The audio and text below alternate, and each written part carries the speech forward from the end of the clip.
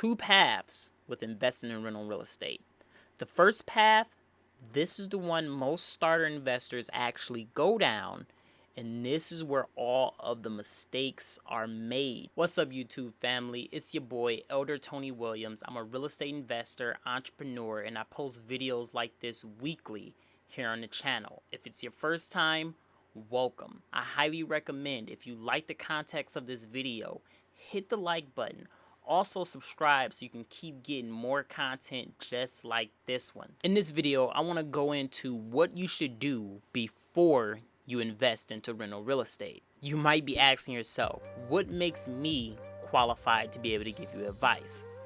So I've been in real estate for over 12 years now. And I've also been in the finance industry for about 8 years. And I've also held my real estate license so far for about 3 years. So you could say I know a thing or two because I've seen a thing or two. Let me not forget to mention I'm well studied in this subject. Which way? Up, right there, right there. See those books? See those books? Knowledge. In my Ty Lopez voice. But no, seriously, I really have just been studying the industry, and I've seen a lot of things that goes in and out of real estate. So let's jump into it. The groundworks, the roots of the business. Two paths with investing in rental real estate.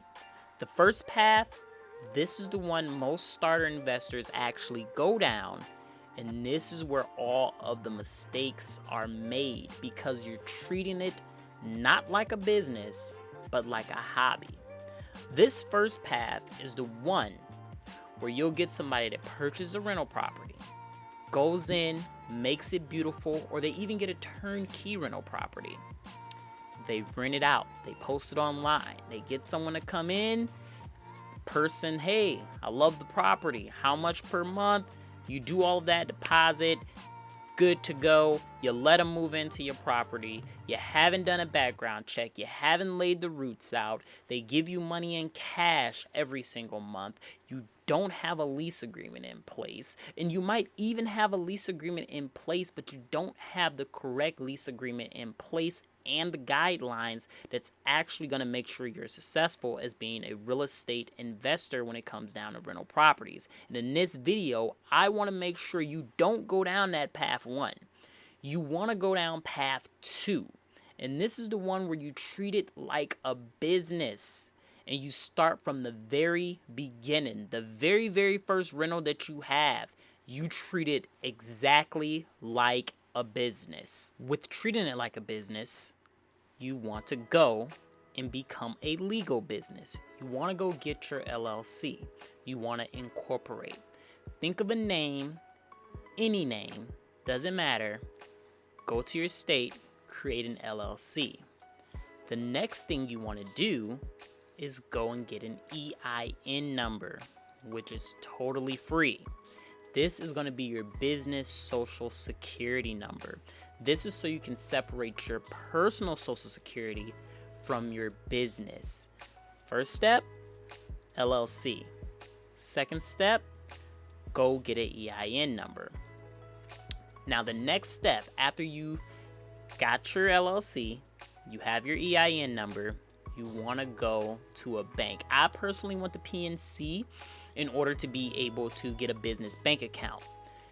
You want to find a bank, local branch, walk in with your documents from your LLC and also having your tax ID number, which is your EIN, and you want to get a business bank account. Now, with opening up a business bank account, this is going to sound crazy, but you don't want to open up one account.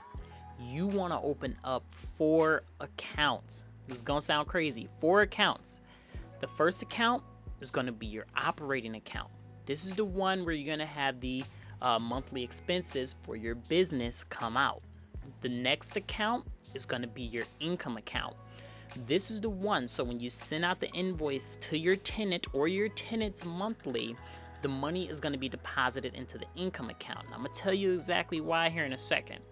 The third account, that's going to be the savings for the business. So this is where you're just going to put a certain percentage of profit aside to be able to go into that savings account and stack up little bit by little for any capital expenditures. That means like roof have to be replaced, something goes wrong, breaks inside the property, you're going to dip into the savings account to be able to pay that. Then the last account is going to be your payroll account. You're not going to be using that account right away, but it's good just to have that account to the side. The payroll account is going to be for when you're actually paying a property manager. If you bring one on, you're just going to pay them right from that payroll account. Now, the reason that you want to have the income account separate from all other accounts is just in case of a chargeback. It may sound crazy, but it's happened to me before. And if you get a chargeback, it's just going to come directly out of the income account. So, real life story. It was like the second, I believe, I had a tenant pay the invoice. It was $1,000 they had to pay that month on the rent. They paid it. Once the money came into the income account, I automatically distributed to my different accounts, some to the operating account, some to the savings account, then also some to the payroll account. I leave a minimum of $100 sitting inside of the income account just so it isn't charged. So with PNC, it's some type of weird charge. They charge if you don't have like $100 minimum sitting inside one of the accounts that you have open. So I always just keep the $100 minimum inside of that account. So happened the tenant made a mistake and paid multiple bills that month, and i.e. it made that check bounce, or it made that transaction bounce. So what the bank did, or QuickBooks did, they took that money right back out of that income account. Now the thing is, I had already distributed that money and paid different things with it, like mortgages and other expenses. But the thing is, by it coming directly back out of that income account, all it did was take the account negative for that day. What I did, told the tenant, hey, it bounced, charged them a bounce fee of $50 in order to be able to recoup the money I was charged for having that check bounce in that account. The tenant, oh, I'm so sorry, end up paying it on the 3rd, then the account went back to being in the clear. But the thing is, it only affected that one account, and it didn't affect any of the other accounts because that income account is the only one that is attached to where the tenants are going to be paying you monthly rents. So now that you have your LLC, your EIN, your business accounts, 4 accounts, now it's time to get your software in order. Now, for accounting purposes, I personally use QuickBooks. You can use whatever accounting services you want to use. For me personally, I use QuickBooks because it integrates with everything that I run so perfectly. I'm able to run profit and loss statements, income statements, balance sheets, everything. It is top notch. But you can choose whichever one you like. Now, the second piece of software you're going to use, I personally use Buildium.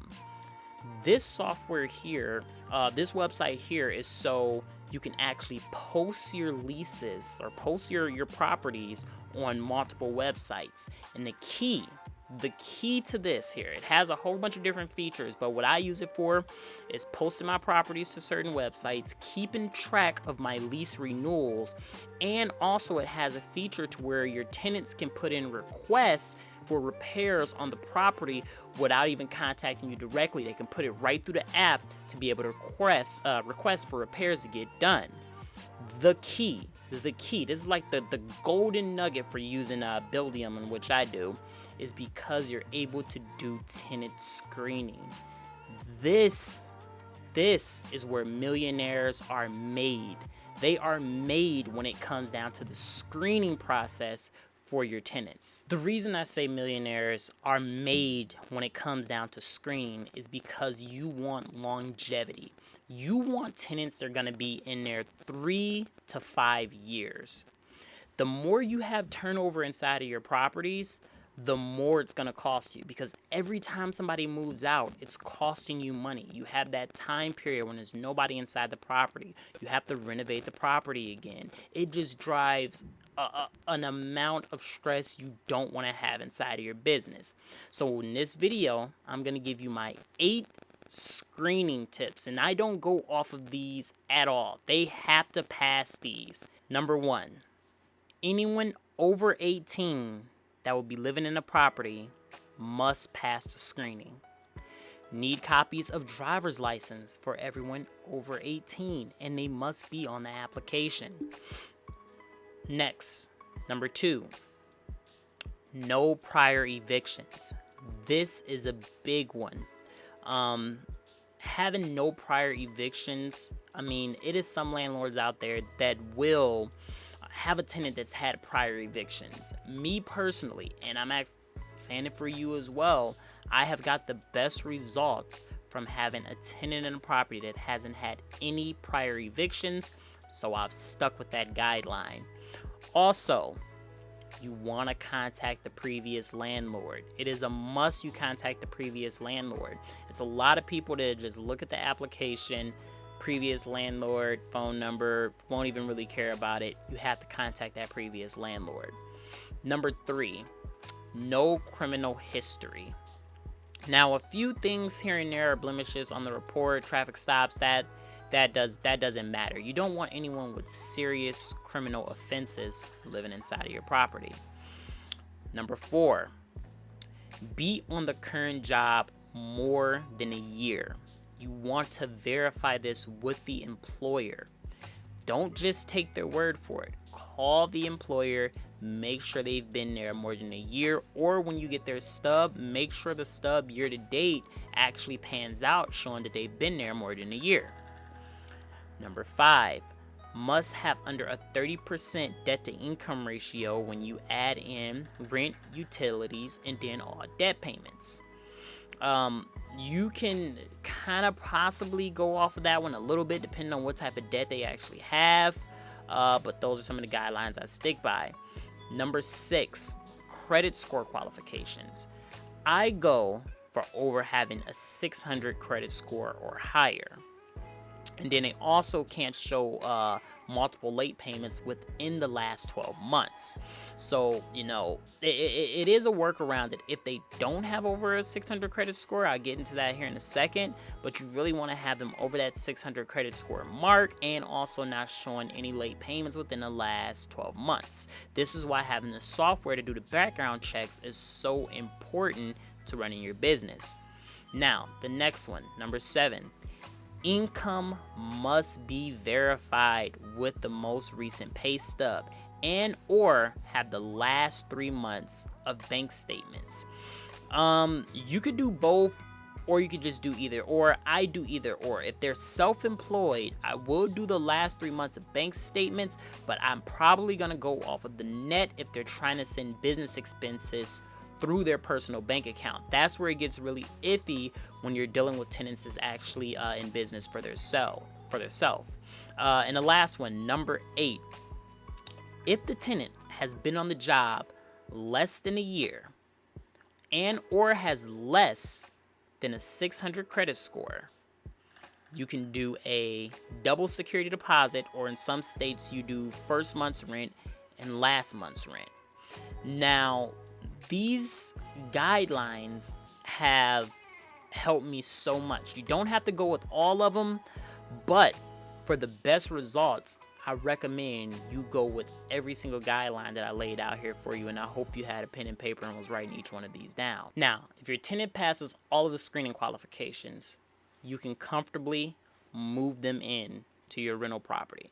Hey, if you made it this far, please, please, please like the video. It does so much with the algorithm that it actually boosts this video to more people so they can get more knowledge when it comes down to renting out their properties. Also, subscribe to the channel. I am dropping content like this all the time. And if you want to gain the knowledge that I have, make sure you hit that subscribe button. Till next time, peace.